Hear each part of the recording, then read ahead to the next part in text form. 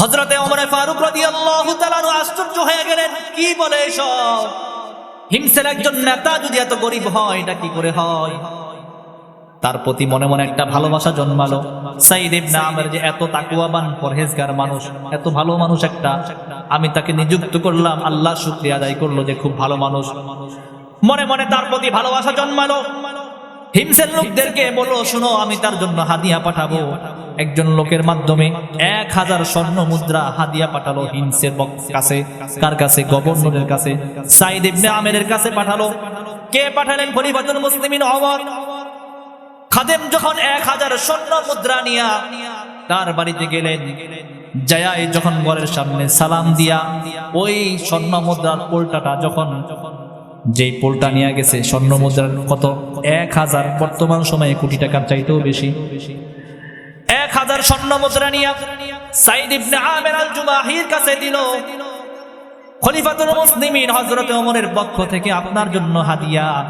যখন দেখলো বাক্সার উপরে লেখা খলিফাতুল মুসলিমিন ওমরের পক্ষ থেকে হিমসের গভর্নর সাইদ ইবনে আমেরের জন্য হাদিয়া, সঙ্গে সঙ্গে এত জোরে ইন্না লিল্লাহি ওয়া ইন্না ইলাইহি রাজিউন পড়লেন, তার ঘরের ভিতরে থাকা স্ত্রী পর্যন্ত আশ্চর্য হয়ে গেলেন। আচ্ছা, হাদিয়া নেওয়া কি জায়েজ নাকি হারাম? কথা বলেন, হাদিয়া দেওয়া জায়েজ কিনা?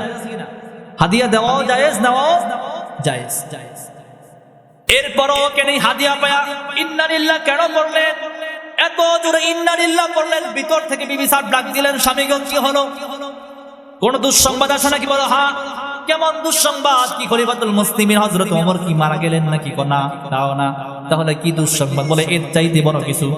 তাহলে কি দুঃসংবাদ? মুসলমানরা কি কোন যুদ্ধে ব্যাপক পরিমাণ শহীদ হয়েছে? সাইদ ইবনে আমের বলেন, না, তাও না, এর চাইতে মারাত্মক। তাহলে কি এর চাইতে মারাত্মক বলেন? সাইদ ইবনে আমের যেই জবাবটা দেন খুব ভালো করে লক্ষ্য করেন। সাইদ ইবনে আমর বলতেছেন, খলিফাতুল মুসলিমিন আমার জন্য হাদিয়া পাঠাইছেন, দুনিয়া আমার ঘরে ঢুকায়া আখিরাত থেকে আমাকে দূরে সরানোর জন্য হাদিয়া পাঠাইছেন। যেই ঘর, যেই নেতা পুরা দেশের মধ্যে সবচাইতে গরিব নেতা, একজন গভর্নর সবচাইতে গরিব, তার জন্য প্রধানমন্ত্রী হাদিয়া পাঠাইছে। তিনি বলতেছেন ইন্না লিল্লাহ। কেন বললেন? যে আমার ঘরে দুনিয়া ঢুকতেছে, আখিরাত আমার কাছ থেকে দূরে চলে যাবে, এই ভয়ে তিনি ইন্না লিল্লাহ পড়লেন। 1000 স্বর্ণ মুদ্রা। বিবিও তো তেমন পরহেজগার। বর্তমান যুগের যদি না তাদের স্ত্রীদের মতো হতো, তাহলে বলছে আলহামদুলিল্লাহ, এত টাকা পাইলাম, কোটি টাকা। দেখেন না, ঘরের ফ্রিজটা পুরান হয়ে গেছে, পাল্টান। খাট সুবা পাল্টান। লালমোহন বাজার 2টা ভিটা কিনেন, দরকার আছে না নাই? অথচ গভর্নর যিনি হিমসের নেতা, তার ঘরে খাবারের মতো চুলা আগুন জ্বালবে সেই খাবারটা পর্যন্ত নাই। হিমসের মধ্যে সবচাইতে গরিব তিনি, তালিকার মধ্যে প্রথম তার নাম। বিবি বললেন, আশ্চর্যের কি আছে? হাদিয়া। স্বামী বললেন, শোনো, আমি একটা গুরুত্বপূর্ণ কাজ করতে চাই, তুমি কি আমার সহযোগিতা করবে নাকি? বলে হ্যাঁ। বলেন, আপনি কি গুরুত্বপূর্ণ কাজ করবেন? তিনি বলতেছেন, আমি একটা গুরুত্বপূর্ণ দান করব, সেটা হলো আমি আল্লাহর কাছে দিয়া দিব, এগুলো পরকালে আমি পেয়ে যাব। স্ত্রী বললেন, ঘরের মধ্যে খাবার নাই, আপনি কি দান করবেন? তুমি কি রাজি না? বলে হ্যাঁ, আপনি যেভাবে খুশি আমি সেভাবে খুশি। যেই খাদেম, যেই ব্যক্তি 1000 স্বর্ণ মুদ্রা নিয়ে সাইদ ইবনে আমেরের কাছে আসলেন, সে থাকতে থাকতে কোটি টাকা 1000 স্বর্ণ মুদ্রা সাথে সাথে ভাগ করে গরিবদের মাঝে ঘরে ঘরে পৌঁছায়া দিলেন। নিজের জন্য একটু রাখলেন না। যেই খাদেম 1000 স্বর্ণ মুদ্রা, 1000 স্বর্ণ মুদ্রা নিয়ে আসে, সে যায় খলিফাতুল মুসলিমিন ওমরকে বললেন, খলিফাতুল মুসলিমিন, কেমন মানুষের কাছে আপনি আমাকে পাঠালেন, যার ঘরে খাবারের কিচ্ছু নাই, এরপরও যখন কোটি টাকা তাকে নিয়ে দিলাম, 1000 স্বর্ণ মুদ্রা নিয়ে দিলাম, আমার সামনেই দেখলাম সবকিছু তার গরিবদের মধ্যে বন্টন করে দিয়া দিছে। নাহমাদুহু ওয়া নাস্তাঈনুহু ওয়া নাস্তাগফিরুহু ونعوذ بالله من شرور أنفسنا ومن سيئات أعمالنا من يهده الله فلا مضل له ومن يضلله فلا هادي له ونشهد أن لا إله إلا الله وحده لا شريك له ونشهد أن سيدنا وسندنا وأولانا ومولانا محمدا عبده ورسوله أرسله بالحق بشيرا ونذيرا وداعيا إلى الله بإذنه وسراجا وقمرا منيرا أما بعد فأعوذ بالله من الشيطان الرجيم بسم الله الرحمن الرحيم يا بني أقم الصلاة وأمر بالمعروف وانه عن المنكر واصبر على ما أصابك إن ذلك من عزم الأمور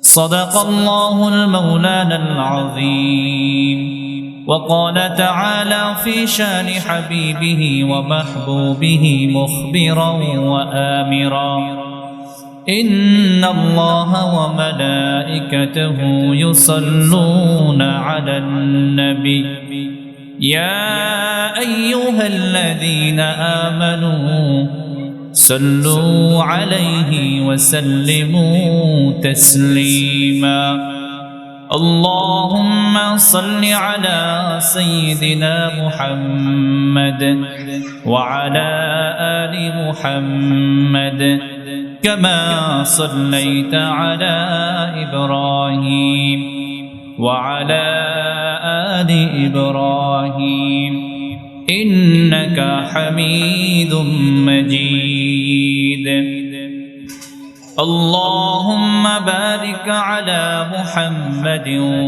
وعلى آل محمد كما باركت على إبراهيم وعلى آل إبراهيم إنك حميد مجيد بلغ العلا بكماله كشف الدجى بجماله حسنت جميع خصاله صلوا عليه وآله يا صاحب الجمال يا سيد البشر يا صاحب الجمال يا سيد البشر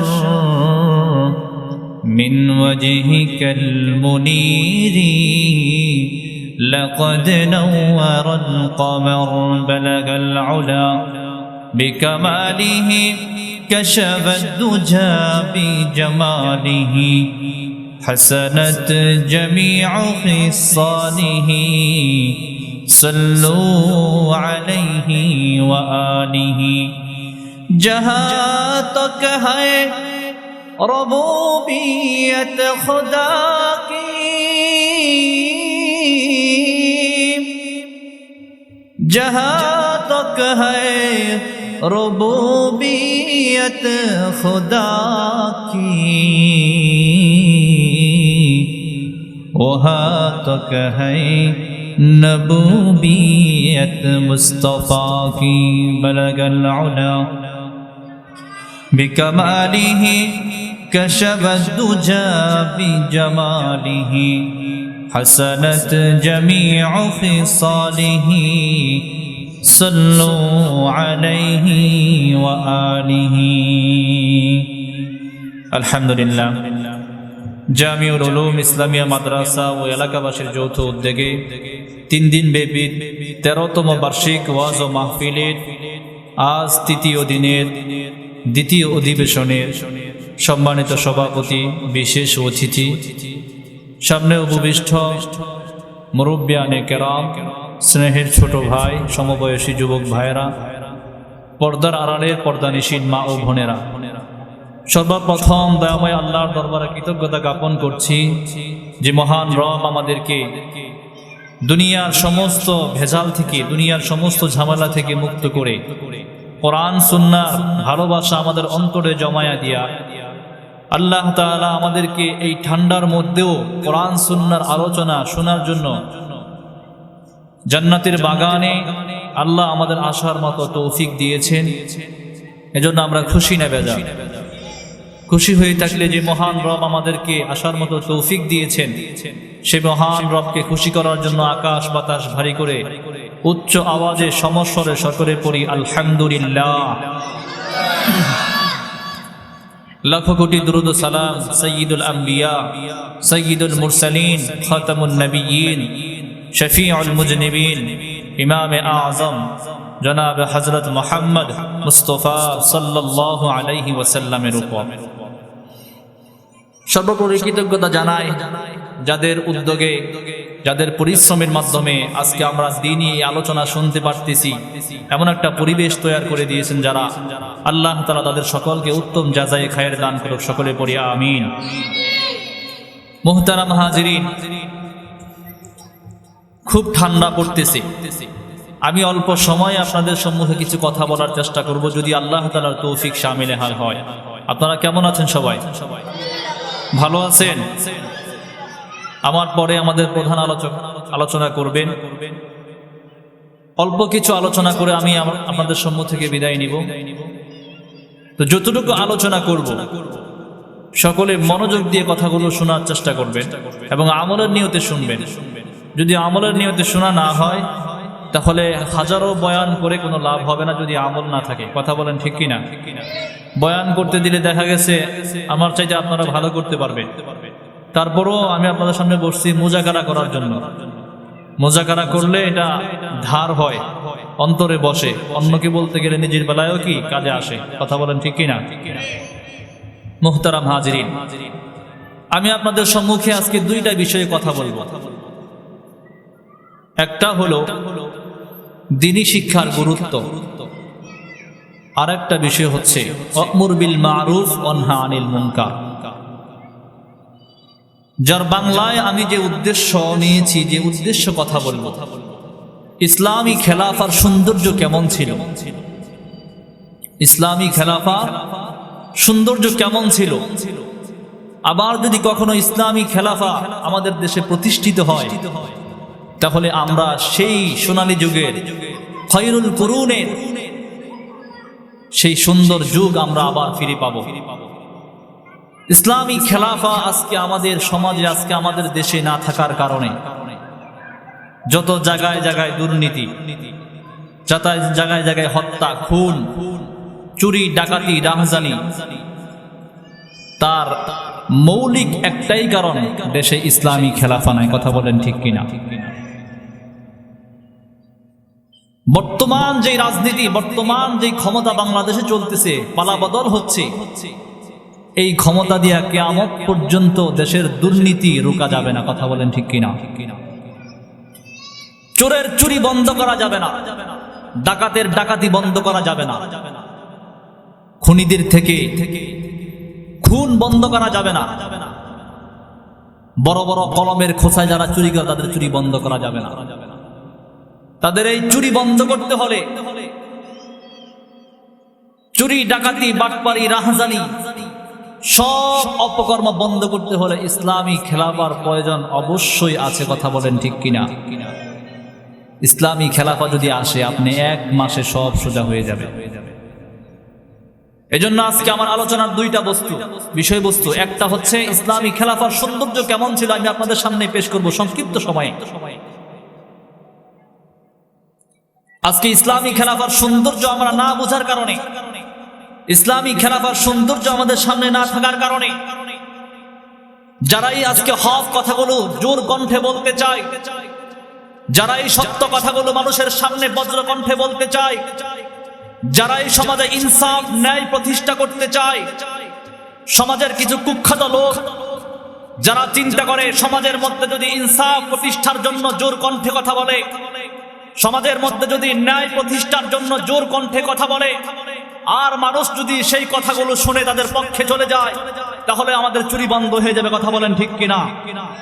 কিছু মানুষ মনে করে যে আমরা যদি তাদের এই বজ্রকণ্ঠে কথা বলাকে বন্ধ করে না দিতে পারি, তাহলে একটা সময় আমাদের সুদ ঘুষ আমাদের রাহজানি আর চলবে না, ইসলাম কায়েম হয়ে যাবে, দেশের মধ্যে আমাদের আর তলে তলে টাকা খাওয়ার সেই সুযোগ আর থাকবে না। এই চিন্তা করে আজকে আমাদের দেশে দেখেন, এজন্যই যারা বজ্রকণ্ঠে কথা বলে, হকের পক্ষে কথা বলে, ইনসাফ নিয়ে কথা বলে, মানুষের হক মানুষকে দেওয়ার জন্য বলে, তারাই আজকে মানুষের মুখে গুলি করে কথা বলেন ঠিক কিনা? যার প্রমাণ আজকে আমরা দেখতে পাই। কি দোষ ছিল সেই ওসমান হাদির? কি দোষ ছিল এই ছেলেটার? দোষ একটাই, তুমি কেন হকের কথা বলো, কেন ন্যায়ের কথা বলো, কেন ইনসাফের কথা বলো, কেন মানুষের হক নিয়ে তুমি কথা বলো, কেন তুমি বজ্রকণ্ঠে অন্যায়ের বিরুদ্ধে লড়াই বিপ্লবী সৈনিক হয়ে তুমি কেন সামনে দাঁড়াও? তোমার অপরাধ একটাই, তোমার বজ্রকণ্ঠকে, তোমার এই প্রতিবাদী কণ্ঠকে বন্ধ করতে হবে। এজন্যই তারা ওসমান হাদিকে গুলি করে হত্যা করেছে। কথা বলেন ঠিক কিনা? তারা চিন্তা করেছে ওসমান হাদির আওয়াজকে যদি বন্ধ করে দেওয়া হয়, ওসমান হাদির আওয়াজকে যদি বন্ধ করে দেওয়া হয়, তাহলে ইনসাফের কথা, ন্যায়ের কথা মনে হয় বলার মতো আর কেউ থাকবে না। তাদের এই ধারণা সম্পূর্ণ ভুল। কথা বলেন ঠিক কিনা? তাদের এই ধারণা সম্পূর্ণ ভুল। বরং এক ওসমান হাদিকে হত্যা করে পুরা বিশ্বকে নাড়িয়ে দিয়েছে যে হাজার হাজার ওসমান হাদি হওয়ার জন্য তৈরি হয়ে গেছে। কথা বলেন ঠিক কিনা? জোরে বলেন না তাকবীর দেন, লিল্লাহে তাকবীর। ওসমান হাদির মতো ন্যায় ইনসাফের পক্ষে কথা বলার জন্য রাজি আছেন কারা? আল্লাহকে দেখায় দেন, লিল্লাহে তাকবীর। আল্লাহ আপনি সকলকে হকের পথে কথা বলার জন্য, ইনসাফ প্রতিষ্ঠার জন্য কথা বলার জন্য সকলকে কবুল করেন, পড়ি আমিন। আজকে আমার বিষয়বস্তু এটাই, ওয়া'মুর বিল মা'রুফ ওয়ানহা আনিল মুনকার। আজকে সমাজে অন্যায়ের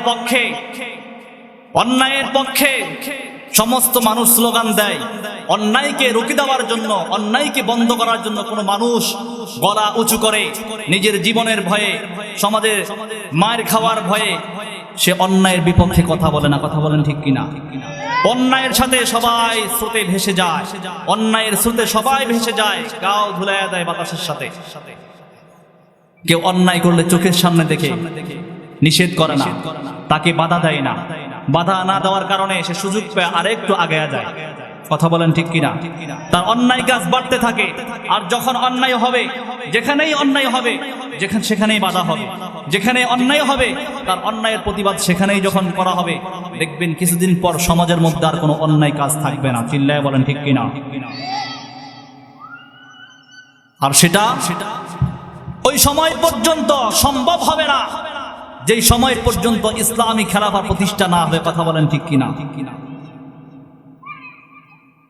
মুহতারাম হাজিরিন, আজ থেকে বহু বছর আগে মরহুম আইনুদ্দিন আল আজাদ রাহমাতুল্লাহি আলাইহি তিনি বলে গেছেন, যেই কথাগুলো তিনি বলে গেছেন, কথাগুলো আজকে আমাদের কানে বাজে, কিন্তু কথা এটাই সঠিক। বলবো কি বলছেন? বলবো, আপনাদেরকে শোনাবো। আমার কৃষক ভাই, শ্রমিক ভাই, একটি কথা বইলা যায়, জেনে রেখো ইসলাম ছাড়া শান্তি কোথাও নাই। কথা বলেন ঠিক কিনা? আমার কৃষক ভাই, শ্রমিক ভাই, একটি কথা বইলা যায়, জেনে রেখো ইসলাম ছাড়া শান্তি কোথাও নাই। সুখের মালিক আল্লাহ তাআলা, অন্য কেহ নয়।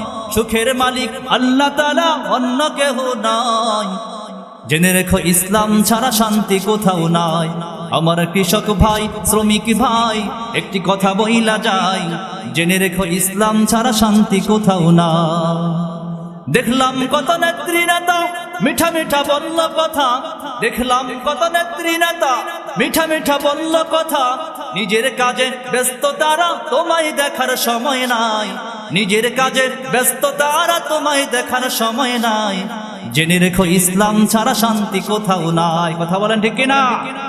জেনে রেখো ইসলাম ছাড়া শান্তি কোথাও নাই। আমার কৃষক ভাই শ্রমিক ভাই একটি কথা বইলা যায়, জেনে রেখো ইসলাম ছাড়া শান্তি কোথাও নাই। সুখের মালিক আল্লাহ তাআলা অন্য কেহ নয়, সুখের মালিক আল্লাহ তাআলা অন্য কেহ নয়। জেনে রেখো ইসলাম ছাড়া শান্তি কোথাও নাই। সারের ঘরে লাগে আগুন, কথা বলেন ঠিক কিনা? সারের দাম বাড়ছে না বাড়ে নাই? হ্যাঁ, গুদামে জমা করে রাখা বাড়াইছে না বাড়ে নাই? সারের ঘরে লাগে আগুন, সময় মতো পারে দ্বিগুণ, কথা বলেন ঠিক কিনা? সারের ঘরে লাগে আগুন, সময় মতো পারে দ্বিগুণ। রোদে পুরে খাইটা মরি বছর শেষে পুঁজিও নাই, রোদে পুরে খাইটা মরি বছর শেষে পুঁজিও নাই। জেনে রেখো ইসলাম ছাড়া শান্তি কোথাও নাই। আমার কৃষক ভাই শ্রমিক ভাই একটি কথা বইলা যায়, জেনে রেখো ইসলাম ছাড়া শান্তি কোথাও নাই। আর পড়ো না ধোকার জালে ঘর মিলে না ঘরের চালে, আর পড়ো না ধোকার জালে ঘর মিলে না ঘরের চালে। ওরে তোদের পেটে আগুন জ্বলে নেতার পোলাও পচে যায়, তোদের পেটে আগুন জ্বলে নেতার পোলাও পচে যায়। জেনে রেখো ইসলাম ছাড়া শান্তি কোথাও নাই। আমার কৃষক ভাই শ্রমিক ভাই একটি কথা বইলা যায়, জেনে রেখো ইসলাম ছাড়া শান্তি কোথাও নাই। কথা বলেন ঠিক কিনা? ইসলাম যদি আসে দেশে থাকবো সবাই মিলে মিশে, ঠিক কিনা? হ্যাঁ, কথা ঠিক আছে? ইসলাম যদি আসে দেশে থাকবো সবাই মিলে মিশে, একের দুঃখে অন্যে কাঁদুক এই পরিবেশ আমরা চাই, একের দুঃখে অন্যে কাঁদুক এই পরিবেশ আমরা চাই। জেনে রেখো ইসলাম ছাড়া শান্তি কোথাও নাই। আমার কৃষক ভাই শ্রমিক ভাই একটি কথা বইলা যায়, জেনে রেখো ইসলাম ছাড়া শান্তি কোথাও নাই। সুখের মালিক আল্লাহ তাআলা অন্য কেহ নয়, সুখের মালিক আল্লাহ তাআলা অন্য কেহ নয়। জেনে রেখো ইসলাম ছাড়া শান্তি কোথাও নাই। দেখলাম কত নেত্রী নেতা মিঠা মিঠা বলল কথা, দেখলাম কত নেত্রী নেতা মিঠা মিঠা বলল কথা, নিজের কাজে ব্যস্ত তারা তোমায় দেখার সময় নাই। জেনে রেখো ইসলাম ছাড়া শান্তি কোথাও নাই। কথা বলেন ঠিক কিনা? ভোটের সময় তোমার কাছে কত হাজারি, তোমার কাছে সে কত কাছের মানুষ, তোমার এই করবে সেই করবে, ভোটটা যাওয়ার শেষ। এখন তোমার জুতার পায়ের জুতা ক্ষয় হয়, তারপরও তুমি তাকে খুঁজে পাও। কথা বলেন ঠিক কিনা? তোমার পায়ের জুতা ক্ষয় হয়, এরপরও তুমি তাকে খুঁজে পাও না। তোমার কাজে যখন কাজ করতে যাও,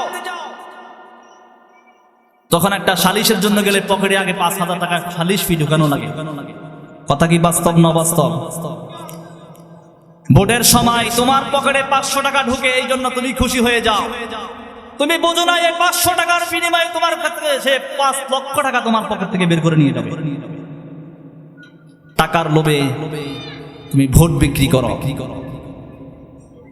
তুমি একবারও চিন্তা করো না যে ভোটের পর তোমার এই না থেকে তুমি আর খুঁজেই পাবে না, তুমি তাকে আর তোমার কাজে খুঁজে পাবে না। তোমার কাজে গেলে আবার তুমি তার পকেটে ঢালা লাগবে।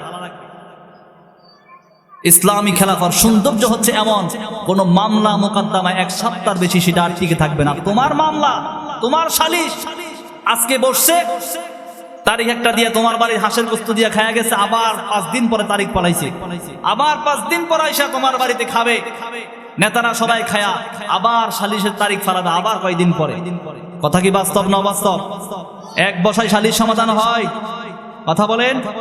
যতদিন পর্যন্ত ইসলামী খেলাফা না হবে সমাধান জীবনেও হবে না। কথা বলেন ঠিক কিনা? এজন্যই আজকে কোরআন বলে ওয়া'মুর বিল মা'রুফ ওয়ানহা আনিল মুনকার, সৎ কাজে আদেশ করতে হবে, অসৎ কাজে বাধা প্রদান করতে হবে। মুহতারাম হাজিরিন, খুব ভালো করে বুঝবেন, আল্লাহর কোরআনে সূরাতুল লুকমানের মধ্যে থেকে একটি আয়াত আপনাদের সামনে পেশ করেছি। কোরআনে কারীমের মধ্যে রব্বুল আলামিন বলেন, ইয়া বুনাইয়া আকিমিস সালাতা ওয়া'মুর বিল মা'রুফি ওয়ানহা আনিল মুনকার ওয়াসবির আলা মা আসাবাক ইন্না যালিকা লামিন আজমিল উমুর। হযরতে লুকমান আলাইহিস সালাম তার সন্তানকে নসিহত করলেন। কি নসিহত করলেন সেই কথাটা রব্বুল আলামিন আমাদেরকে জানায়া দিলেন। সন্তানকে ডাক দিয়া বলেন, হে ছেলে, ওয়া'মুর বিল মা'রুফ ওয়ানহা আনিল মুনকার, যেখানেই অন্যায় কাজ দেখবা সেখানেই প্রতিবাদ করবা, যেখানেই খারাপ কাজ দেখবা সেখানেই প্রতিবাদ করবা, যেখানে দেখবা অন্যায় অবিচার চলছে সেখানেই তুমি প্রতিবাদ করবা, বিপ্লবী হয়ে হাতির মতো তুমি সেখানে হুঙ্কার ছাড়বা, সেখানে তুমি বাধা দিবা। আর মাঝে মাঝে সমাজের মানুষগুলোকে সৎ কাজের প্রতি দাওয়াত দিবা, সৎ কাজের আদেশ করবা আর অসৎ কাজে নিষেধ করবা। আজকে আমাদের সমাজে সৎ কাজে আদেশের লোক বহু পাওয়া যায়, কিন্তু অসৎ কাজে নিষেধের বেলায় একজনও নাই। কথা বলেন ঠিক কিনা? সৎ কাজে আদেশ পাওয়া যায়, সবাই ভালো কাজের কথা বলে, নিজে করুক আর না করুক সবাই বলে, কিন্তু অসৎ কাজে বাধা দিবে কেউ নাই।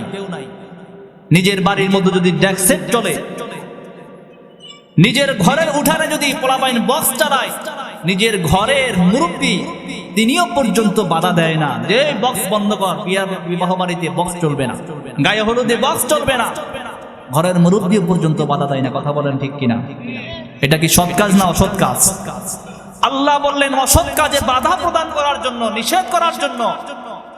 তাহলে তুমি মুরব্বী মাঝে মধ্যে মানুষকে তাবলীগের দাওয়াত দাও, নামাজের দাওয়াত দাও, সন্তানদেরকে নামাজে ডাকো। ওয়া'মুর বিল মা'রুফ, এই সৎ কাজে আদেশ, এই হুকুমটা যে আল্লাহ করেছেন, অসৎ কাজে নিষেধ করার সেই হুকুমটা কে করেছেন? কথা বলেন না চলে।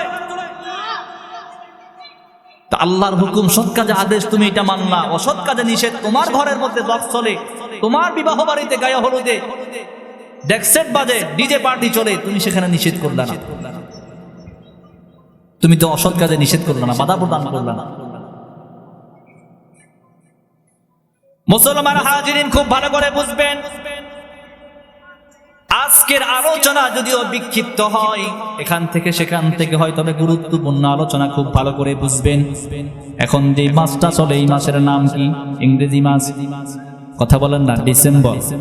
ডিসেম্বরের শেষ পর্যায়ে চলে আসছে, হয়তো আর একদিন দুই দিন পরে মাস শেষ হয়ে যাবে। যেই বছরের সন্ধ্যা চলে 2025। কথা বলেন ঠিক কিনা? ডিসেম্বরের 31 তারিখ যখন শেষ হয়ে যাবে, রাত্রি 12টা যখন বাজবে, 2026 সাল যখন শুরু হয়ে যাবে, তখন কি আর 25 থাকবে? কথা বলেন, এই ডিসেম্বর থাকবে কি শুরু হয়ে যাবে? জানুয়ারি শুরু হয়ে যাবে। কিন্তু এই যে আসা আর যাওয়ার মধ্যে হিসাবের বিষয়বস্তু হলো, আমার হায়াতের মধ্যে আল্লাহ তাআলা যতটুকু সময় নির্ধারণ করে দিয়েছেন, যদি 50 বছর হায়াত দিয়ে থাকেন, 50 বছর থেকে 2025 সাল আমার হায়াতের মধ্য থেকে কাটা পড়ে গেছে, শেষ হয়ে গেছে। আল্লাহ যেন আমাকে সিগন্যাল দিচ্ছে, মেসেজ দিচ্ছে, বান্দা 2025 তোকে মেসেজ দিয়ে যাচ্ছে যে আমি 25 বিদায় নিয়ে যাচ্ছি। তোমার আমলনামা 50 বছর, তোমার হায়াত ছিল 50 বছর থেকে 2025 আমি চলে যাচ্ছি বিদায় নিয়ে, 1 বছর শেষ হয়ে গেছে, আর মাত্র তুমি 49 বছর বাঁচবা। এখন যেই মানুষটা তার হায়াতের মধ্য থেকে 1 বছর কেটে গেছে, তার তো উচিত ছিল বছর যখন শেষ হয়ে যাবে তখন সে আল্লাহর কাছে কান্নাকাটি করবে যে 1 বছর কি পরিমাণ নেক আমল করছি আর কি পরিমাণ গুনাহ করছি, হিসাব করে সে হিসাব নিয়ে বসে যাবে। কথা বলেন ঠিক কিনা? বছর যখন শেষ হয়ে যায়, ব্যবসায়ীরা হালখাতা দেয় কি দেয় না? হালখাতা দিয়ে বাকি টাকা উসুল করে নেয়। তুমি ইমানদার, তোমার হায়াত থেকে 1টা বছর চলে গেছে, তুমি তো তোমার জীবনের আমলনামার হালখাতা দেওয়া দরকার ছিল।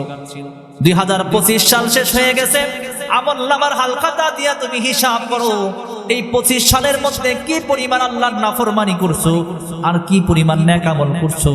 যদি দেখো নেক আমলের সংখ্যা তোমার কম হয়ে গেছে, আল্লাহর নাফরমানি তোমার দ্বারা বেশি হয়ে গেছে, তাহলে তুমি আল্লাহর কাছে তওবা করো, আর যেই কয়টা দিন আছে বেশি বেশি নেক আমল করে ঘাটতি পূরণ করো।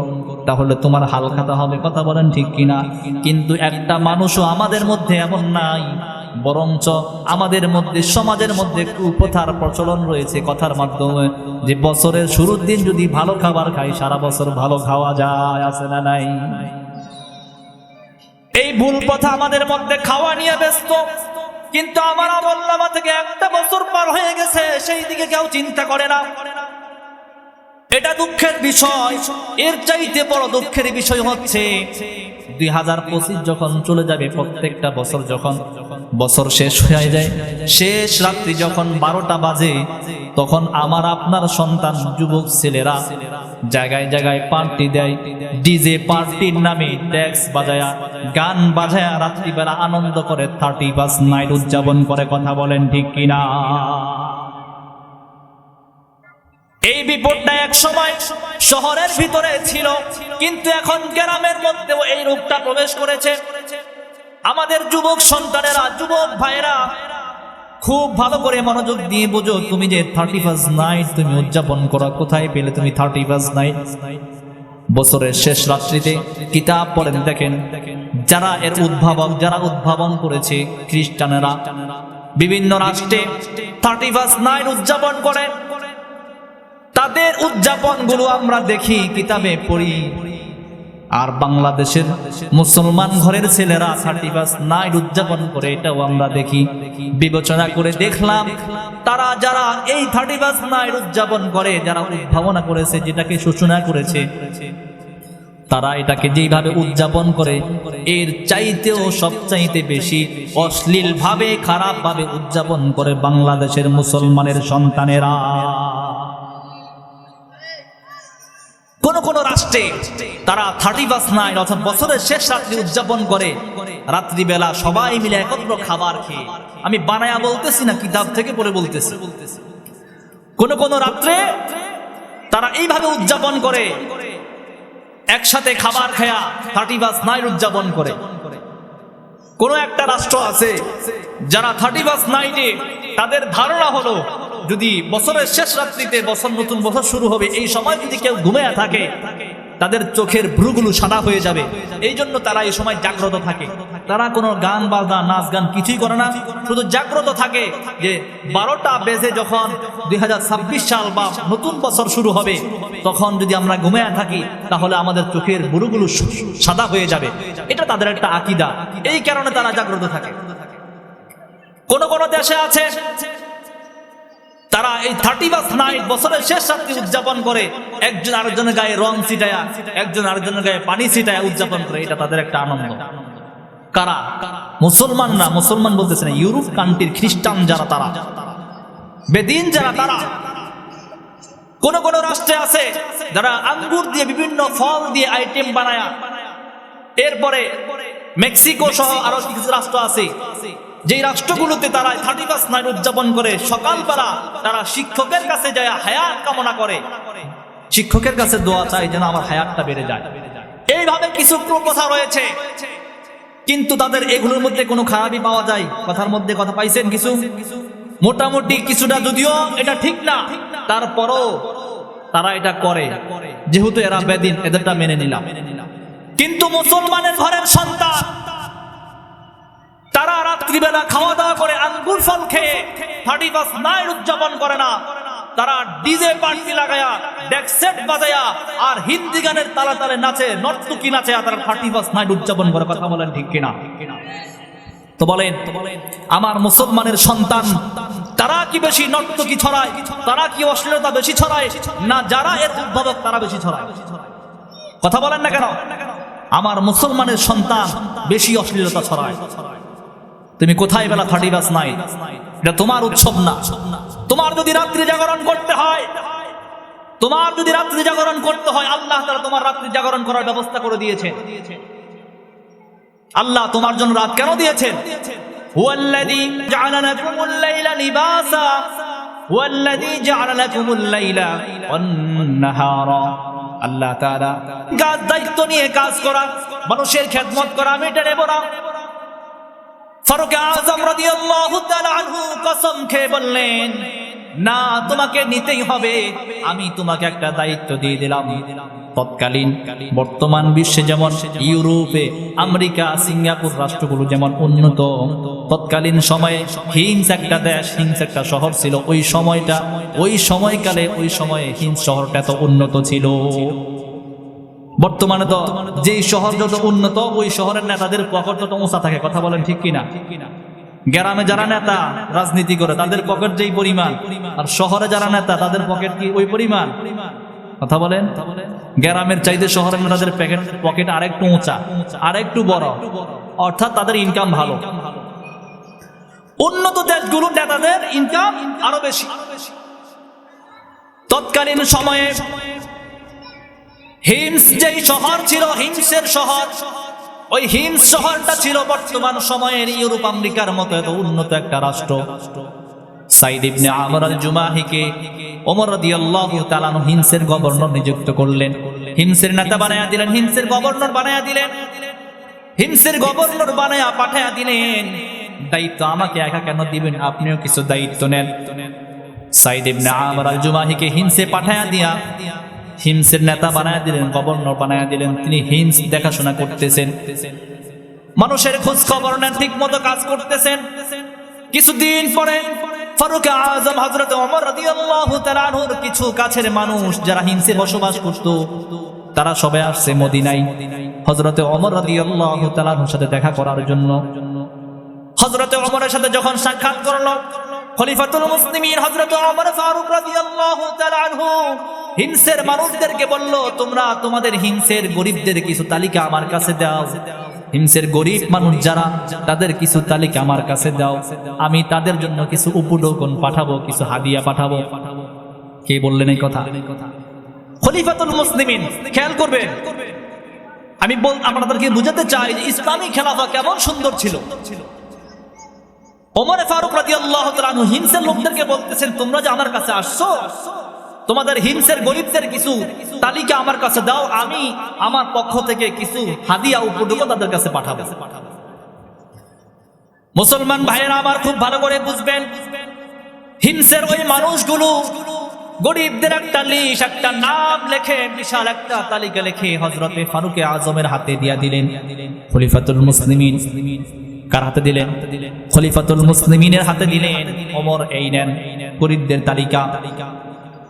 তালিকাটা যখন দেখলেন, তালিকার মধ্যে গরিবদের যতগুলো নাম দেখলেন, সর্বপ্রথম দেখলেন সাঈদ ইবনে আমির আল জুমাহি রাদিয়াল্লাহু তাআলা আনহু। হযরতে ওমর আশ্চর্য হয়ে ডাক দিয়া বললেন, এ হিমসের অধিবাসীরা, প্রথম যেই নামটা দেখতে পেলাম সাঈদ ইবনে আমর, এই লোকটাকে, এই লোকটাকে। হিমসের অধিবাসীরা বলতেছেন, খলিফাতুল মুসলিমিন, ইনি আপনার সাহাবী, আপনার সহযোগী, যিনি আমাদের নেতা, যিনি আমাদের আমির সাঈদ ইবনে আমর আল জুমাহি রাদিয়াল্লাহু তাআলা আনহু, তিনি আর কেউ নয়, তিনি হচ্ছেন আমাদের নেতা। হযরত ওমর ডাক দিয়া বলেন, তোমাদের নেতাও কি গরিব নাকি? তোমাদের নেতাও কি ফকির নাকি? সাঈদ ইবনে আমরের গরিবদের কাতারে প্রথম তালিকায় নাম দেখে হযরতে ওমর আশ্চর্য হয়ে গেলেন।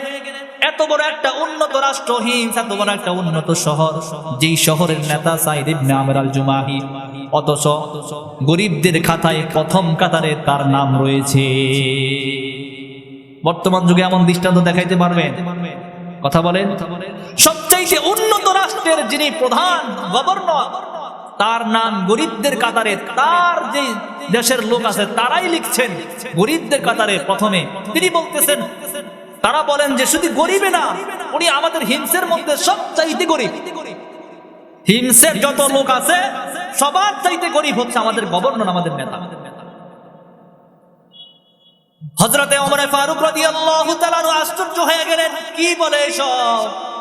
হিমসের একজন নেতা যদি এত গরিব হয়, এটা কি করে হয়? তার প্রতি মনে মনে একটা ভালোবাসা জন্মালো। সাঈদ ইবনে আমর যে এত তাকওয়াবান পরহেজগার মানুষ, এত ভালো মানুষ একটা, আমি তাকে নিযুক্ত করলাম, আল্লাহ শুকরিয়া আদায় করলো যে খুব ভালো মানুষ। মনে মনে তার প্রতি ভালোবাসা জন্মালো। হিমসের লোকদেরকে বলল, শোনো, আমি তার জন্য হাদিয়া পাঠাবো। একজন লোকের মাধ্যমে 1000 স্বর্ণ মুদ্রা হাদিয়া পাঠালো হিমসের কাছে। কার কাছে? গভর্নরের কাছে, সাইদ ইবনে আমেরের কাছে পাঠালো। কে পাঠালেন? খলিফাতুল মুসলিমিন ওমর। খাদেম যখন 1000 স্বর্ণ মুদ্রা নিয়া তার বাড়িতে গেলেন, জায়ায় যখন ঘরের সামনে সালাম দিয়া ওই স্বর্ণ মুদ্রার পোলটাটা যখন যেই পোলটা নিয়ে গেছে, স্বর্ণ মুদ্রার কত? 1000, বর্তমান সময়ে কোটি টাকার চাইতেও বেশি। 1000 স্বর্ণ মুদ্রা নিয়া সাইদ ইবনে আমের আল জুমাহির কাছে দিল। খলিফাতুল মুসলিমিন হযরত ওমরের পক্ষ থেকে আপনার জন্য হাদিয়া। যখন দেখলো বাক্সার উপরে লেখা খলিফাতুল মুসলিমিন ওমরের পক্ষ থেকে হিমসের গভর্নর সাইদ ইবনে আমেরের জন্য হাদিয়া, সঙ্গে সঙ্গে এত জোরে ইন্না লিল্লাহি ওয়া ইন্না ইলাইহি রাজিউন পড়লেন, তার ঘরের ভিতরে থাকা স্ত্রী পর্যন্ত আশ্চর্য হয়ে গেলেন, ভয় পেয়ে গেলেন। আচ্ছা, হাদিয়া নেওয়া কি জায়েজ নাকি হারাম? কথা বলেন, হাদিয়া দেওয়া জায়েজ কিনা? হাদিয়া দেওয়াও জায়েজ, নেওয়াও জায়েজ। এরপরও কেন হাদিয়া পায়া ইন্না লিল্লাহ কেন পড়লেন? এত জোরে ইন্না লিল্লাহ পড়লেন, ভিতর থেকে বিবি সাহেব ডাক দিলেন, স্বামীগণ কি হলো? কোন দুঃসংবাদ আছে নাকি? বলো হ্যাঁ। কেমন দুঃসংবাদ? কি খলিফাতুল মুসলিমিন হযরত ওমর কি মারা গেলেন নাকি? না, তাও না। তাহলে কি দুঃসংবাদ? বলে এর চাইতে বড় কিছু। তাহলে কি দুঃসংবাদ? মুসলমানরা কি কোন যুদ্ধে ব্যাপক পরিমাণ শহীদ হয়েছে? সাইদ ইবনে আমের বলেন, না, তাও না, এর চাইতে মারাত্মক। তাহলে কি এর চাইতে মারাত্মক বলেন? সাইদ ইবনে আমের যেই জবাবটা দেন খুব ভালো করে লক্ষ্য করেন। সাইদ ইবনে আমর বলতেছেন, খলিফাতুল মুসলিমিন আমার জন্য হাদিয়া পাঠাইছেন, দুনিয়া আমার ঘরে ঢুকায়া আখিরাত থেকে আমাকে দূরে সরানোর জন্য হাদিয়া পাঠাইছেন। যেই ঘর, যেই নেতা পুরা দেশের মধ্যে সবচাইতে গরিব নেতা, একজন গভর্নর সবচাইতে গরিব, তার জন্য প্রধানমন্ত্রী হাদিয়া পাঠাইছে। তিনি বলতেছেন ইন্না লিল্লাহ। কেন বললেন? যে আমার ঘরে দুনিয়া ঢুকতেছে, আখিরাত আমার কাছ থেকে দূরে চলে যাবে, এই ভয়ে তিনি ইন্না লিল্লাহ পড়লেন। 1000 স্বর্ণ মুদ্রা। বিবিও তো তেমন পরহেজগার। বর্তমান যুগের যদি নেতাদের স্ত্রীদের মতো হতো তাহলে বলছে আলহামদুলিল্লাহ, এত টাকা পাইলাম, কোটি টাকা। দেখেন না, ঘরের ফ্রিজটা পুরান হয়ে গেছে, পাল্টান। খাট সোফা পাল্টান। লালমোহন বাজার 2টা ভিটা কিনেন, দরকার আছে না নাই?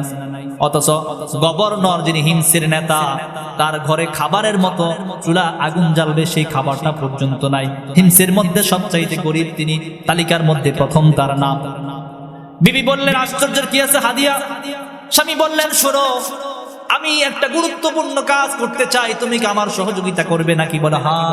বলেন, আপনি কি গুরুত্বপূর্ণ কাজ করবেন?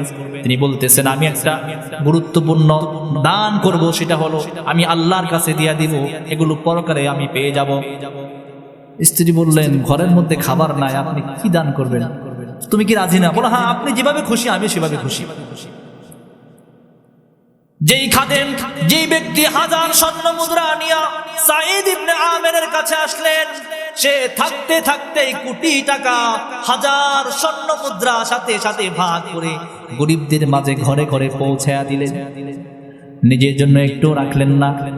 যে খাদেম 1000 স্বর্ণ মুদ্রা, 1000 স্বর্ণ মুদ্রা নিয়ে আসে, সে যায় খলিফাতুল মুসলিমিন ওমরকে বললেন, খলিফাতুল মুসলিমিন, কেমন মানুষের কাছে আপনি আমাকে পাঠালেন, যার ঘরে খাবারের কিচ্ছু নাই, এরপরও যখন কোটি টাকা তাকে নিয়ে দিলাম, 1000 স্বর্ণ মুদ্রা নিয়ে দিলাম, আমার সামনেই দেখলাম সবকিছু তার গরিবদের মধ্যে বন্টন করে দিয়া দিছে।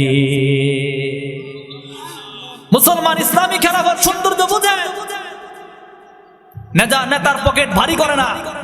ইসলামী খেলাফত সৌন্দর্য এমন, তাকওয়া পরহেজগারি ভিতরে, নিজের ঘরে খাবার নাই, এরপরে যখন হাদিয়া আসছে গরিবদের মাঝে বিলীন করে দিছে, অথচ গরিবদের কাতারে সর্বপ্রথম তার নাম।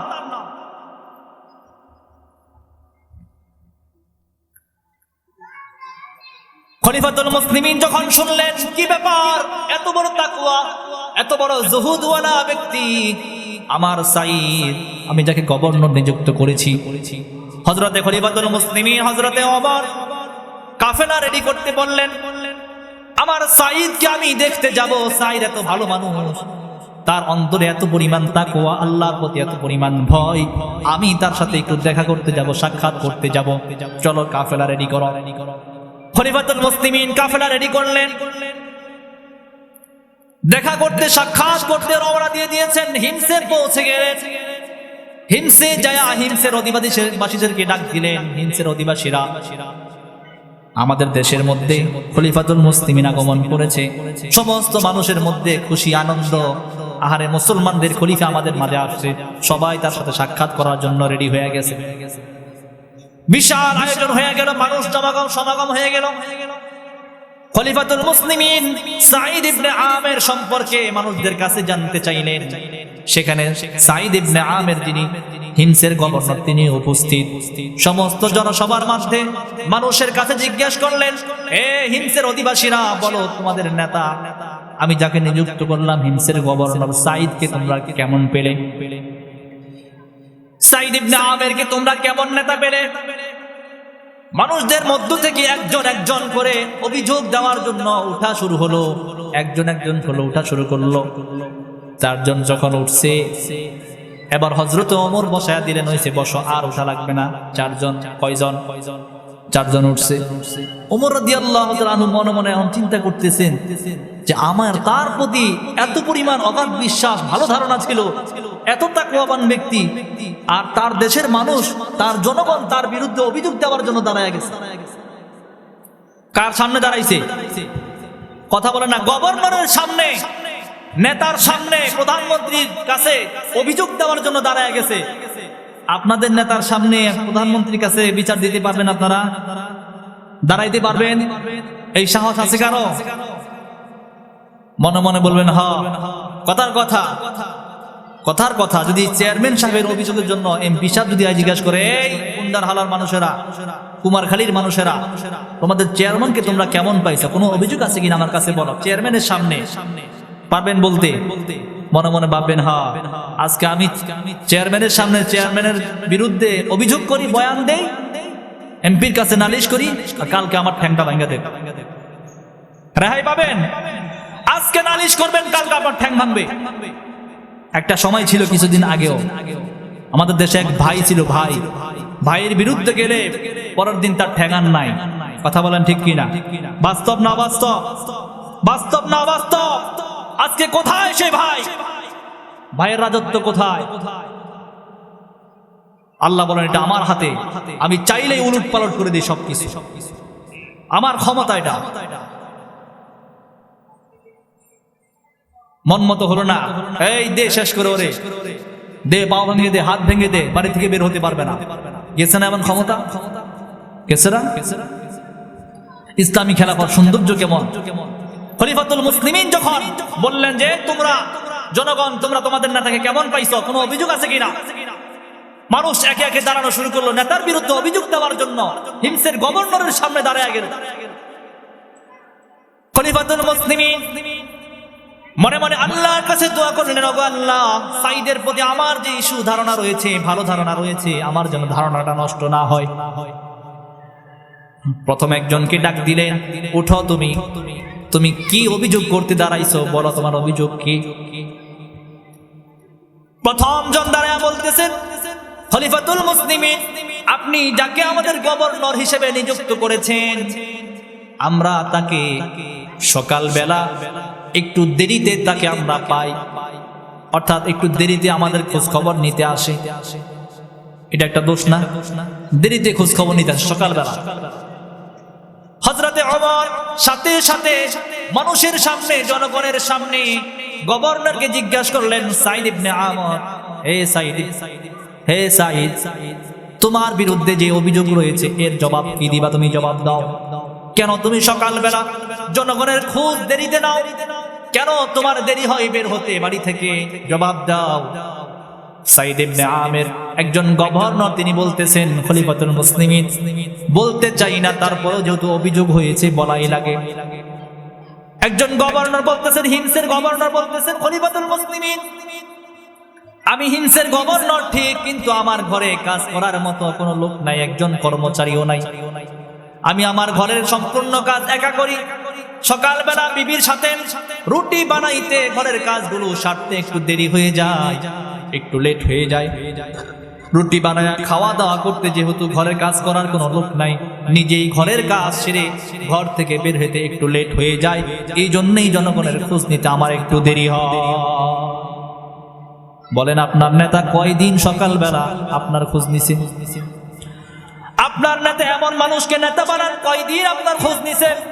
ভোট যাওয়ার পরে আপনার খোঁজ তো নেওয়া দূরের কথা, আপনিও পর্যন্ত তারে খুঁজে পান না। কথা বলেন ঠিক কিনা? সে আপনার কি খোঁজ নিবে? আপনি তো তাকে খুঁজে পান না আপনার কাছে। অথচ ইসলামী খেলাটা এত সুন্দর। প্রত্যেক দিন সকালবেলা নেতার দায়িত্ব ছিল এলাকা ঘুরে ঘুরে ঘুরে ঘুরে মানুষের খোঁজ খবর নেওয়া, অফিসে বসা, যাতে করে কোনো মানুষ প্রয়োজনে নেতাকে অফিসের মধ্যে আইসা পাওয়া যায়। আজকে আমাদের নেতাদের একটা সাইনের জন্য ঘোরা লাগে কয়েকদিন।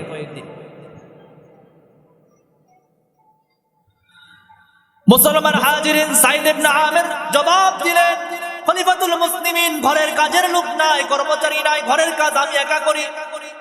এই জন্য সকালবেলা রুটি বানায় যখন খায়া আমি ঘর থেকে বের হই, এই জন্য একটু লেট হয়ে যায়। খলিফাতুল মুসলিমিন বুঝতে পারলেন এটা কোনো দোষের মধ্যেই পড়ে না।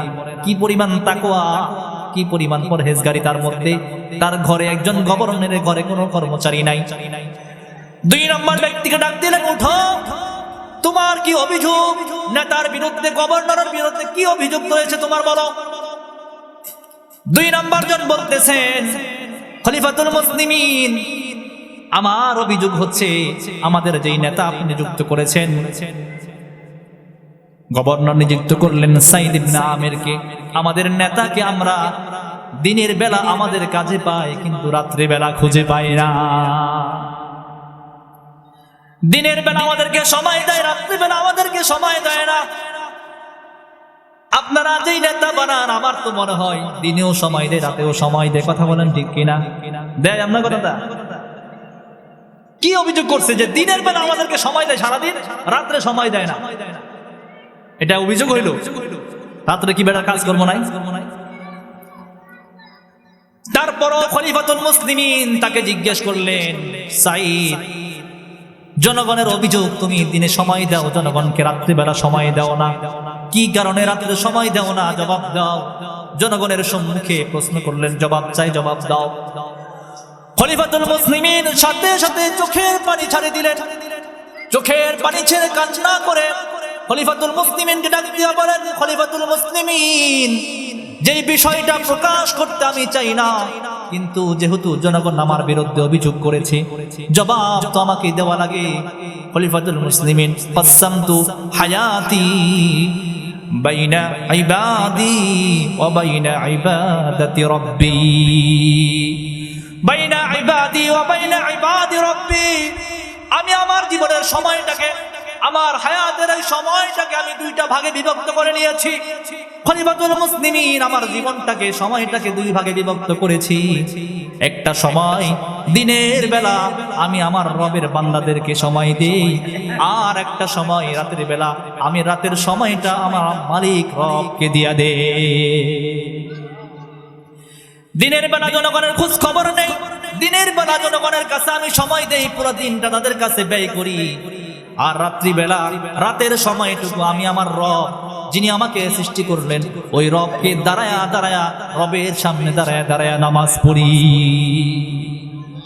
এমন নেতা বানাইলার যুবক মুসলমান, এমন নেতা বানাও যেই নেতা দিনে তো দূরের কথা, মাসেও খুঁজা পাওয়া যায় না। কথা বলেন ঠিক কিনা? সারাদিন প্রত্যেক দিন সময় দেয়, এরপর রাত্রে কেন সময় দেয় না? অভিযোগ করছে। সাইদ ইবনে আমির এমন নেতা, যিনি সারা রাত দাঁড়িয়ে দাঁড়িয়ে আল্লাহর সামনে ইবাদত করতেন। তিনি বলেন, আমার সময়টাকে ভাগ করে নিয়েছি, দিনের বেলা আমি আল্লাহর বান্দাদের খেদমত করি, আর রাত্রিবেলা সময়টুকু আমি নিজেই আল্লাহর ইবাদত করি। এই জন্য আমি রাত্রিবেলা তাদের খোঁজ খবর নিতে পারি না। বলেন, এটা কোনো অভিযোগ হইল নাকি? হযরতে ওমর মনে মনে খুশি হচ্ছেন যে আমি এমন ভালো একটা মানুষ নিযুক্ত করলাম, যে অভিযোগগুলো করতেছে কোনো অভিযোগ না, কোনো দোষই না, সে তো ভালো মানুষ। আস্তে আস্তে ভিতর থেকে সন্দেহ দূর হচ্ছে, তার যে সুধারণা সেটা থাকতে ছিল। তিনি আল্লাহর কাছে আগেই দোয়া করছেন, সাইদের প্রতি আমার যে সুধারণা রয়েছে, আল্লাহ এটা যেন নষ্ট না হয়। কয় নাম্বার গেল? 2 নাম্বার।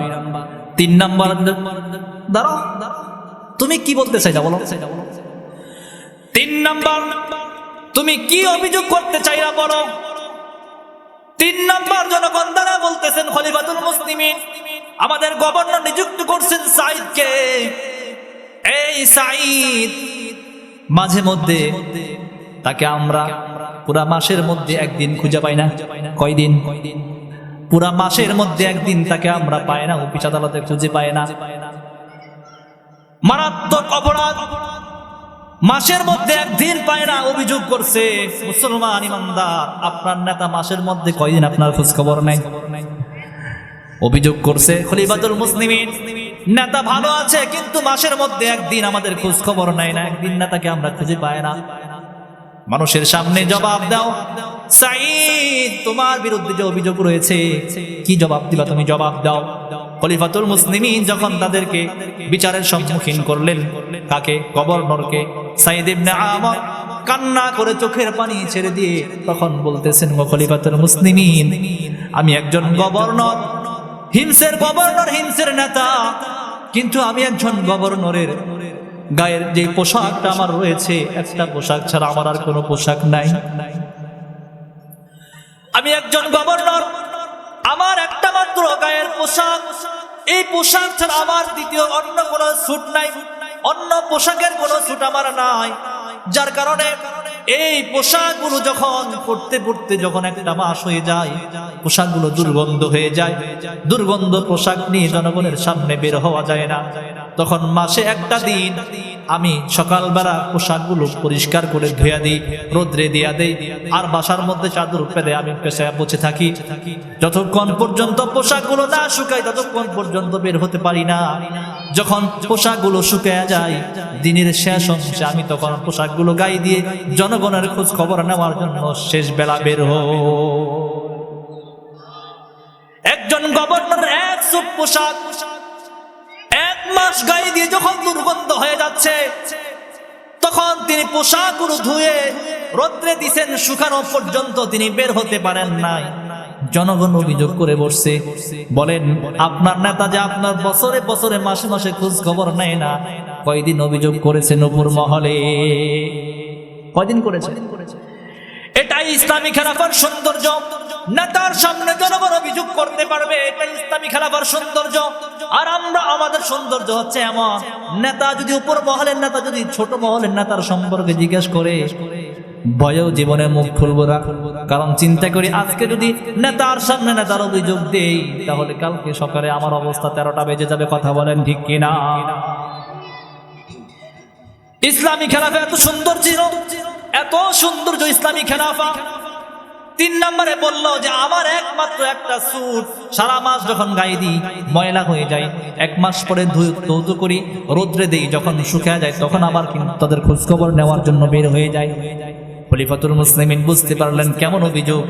4 নাম্বারটা জিজ্ঞেস করলেন যে 4 নম্বরে কে দাঁড়াইছো? দাঁড়াও, তোমার কি অভিযোগ নেতার বিরুদ্ধে? তোমার কি অভিযোগ রয়েছে নেতার বিরুদ্ধে? একজন দ্বারা বলতেছেন যে মাঝে মধ্যে তিনি অফিসে যখন চেয়ারের মধ্যে বসা থাকেন, কথা বলতেছেন হঠাৎ করে মাঝখানে তিনি অজ্ঞান হয়ে পড়ে যান, তিনি হুঁশ হারিয়ে ফেলেন। খলিফাতুল মুসলিমিন চিন্তা করলেন মারাত্মক সমস্যা, নেতা যদি এমন জ্ঞানহীন হয়ে যায়, বেহুশ হয়ে যায় মাঝে মধ্যে, এটা তো অনেক বড় সমস্যা। সাঈদ কেন তোমার এমন হয়? কেন তুমি মাঝে মধ্যে বেহুশ হয়ে যাও? জবাব দাও। খলিফাতুল মুসলিমিনের সামনে সাঈদ ইবনে আমির আল জুমাহি কান্না করে বলতেছেন, খলিফাতুল মুসলিমিন তখন পর্যন্ত আমি মুসলমান হয়ে নাই। হযরতে খাব্বাব রাদিয়াল্লাহু তাআলা আনহুকে মক্কার মুশরিকরা যখন শুলিতে চড়ালো, যখন খাব্বাবকে মৃত্যুদণ্ড দেওয়া হলো, খাব্বাবকে তারা হত্যা করে ফেলবে, তখন খাব্বাব তাদের কাছে সময় চাইলো, তোমরা তো আমাকে মেরে ফেলবে, তার আগে তোমরা আমাকে 2 রাকাত নামাজ পড়ার সময় দাও। আমি দেখতে পেলাম খাব্বাব ওই সময় সুন্দর করে 2 রাকাত স্থিরভাবে নামাজ পড়ছে। আমি সেই সময় সেখানে উপস্থিত, কিন্তু ইসলাম গ্রহণ করি নাই। খলিফাতুল মুসলিমিন ওই সময় আমি দেখলাম খাব্বাবকে সুন্দরভাবে 2 রাকাত নামাজ পড়লো, নামাজ পড়ে আল্লাহর কাছে দোয়া করলো, আল্লাহ আজকে যারা আমাকে হত্যা করতেছে, আক্রমণ করতেছে, এদের সবাইকে তুমি গনে রাখো আর একে একে তুমি তাদের সবাইকে ধ্বংস করে দিও। খাব্বাব যখন এই দোয়াটা করলো, আমি তখন সেখানে দাঁড়ানো। হযরতে খাব্বাবকে দেখলাম, একটু পরেই তারা শুলিতে চড়ালো। শুলিতে চড়ানোর পরে তার অঙ্গের, জীবিত একটা মানুষের এক একটা অঙ্গ প্রত্যঙ্গ কেটে কেটে নিয়ে যাচ্ছে। মুশরিকরা তার শরীরের এক একটা অঙ্গ কেটে কেটে নিয়ে যাচ্ছে। কি কষ্ট হচ্ছে খাব্বাবের। জীবিত একটা মানুষের শরীর থেকে গোশত কেটে নিয়ে যাচ্ছে, অঙ্গ কেটে নিয়ে যাচ্ছে। হযরতে সাঈদ ইবনে আমির বলতেছেন, আমি দাঁড়ায় দাঁড়ায় দেখতেছি। যখন তারা এমন আচরণ তার সাথে করতেছে, সাঈদ বলতেছে মুশরিকরা খাব্বাবকে বলতেছে, খাব্বাব, তোমার জায়গায় যদি মুহাম্মদকে এনে রাখা হয় আর তোমাকে ছেড়ে দেওয়া হয়, তোমার কাছে কেমন লাগবে? হযরতে খাব্বাব রাদিয়াল্লাহু তাআলা আনহু বলতেছেন, মক্কার মুশরিকরা আমি ঘরে আরামে বসে থাকবো আর মুহাম্মাদের পায়ে একটা কাঁটা প্রবেশ করবে, কাঁটা ঢুকবে, কাঁটার আচরণ লাগবে, আমি খাব্বাব জীবনও এটা সহ্য করে নিব না। এটা আমি জীবন দিতে রাজি, মুহাম্মাদের পায়ে একটা কাঁটা ফুটবে, আমি এটা সহ্য করে। হযরতে খাব্বাব রাদিয়াল্লাহু তাআলা আনহু সেই দিন নৃশংসভাবে তাকে যখন হত্যা করা হলো, আমি নিজের চোখের সামনে দাঁড়ায় দাঁড়ায় দেখেছি। আজ আমি যখন ইসলাম গ্রহণ করে আমি যখন নেতা হয়েছি, খলিফাতুল মুসলিমিন, আমি যখন মাঝে মধ্যে অফিসে বসে চেয়ারে যখন বসে থাকি, ফাঁকে ফাঁকে সেই দৃশ্যটা যখন আমার সামনে ভেসে উঠে, খাব্বাবের ওই চিত্রটা আমার সামনে এখনো পর্যন্ত চোখের সামনে ভেসে উঠে, আমি তখন চিন্তা করি, খাব্বাবকে সেই দিন আমি সাহায্য করতে পারি নাই, তাকে কোনো সাহায্য আমি করতে পারি নাই, আল্লাহ কি আমাকে ক্ষমা করবে নাকি? এই চিন্তায় আমি খাব্বাবের ওই চিন্তায় আমি মাঝে মধ্যে বেহুশ হয়ে যাই। মুসলমান কেমন নেতা ছিল, ইসলামী খেলাফার সৌন্দর্য কেমন ছিল, যেই খেলাফার মধ্যে জনগণ নেতার ভুল শুধরিয়ে দিতে পারত, জনগণ নেতার বিরুদ্ধে উপর মহলে অভিযোগ করতে পারত।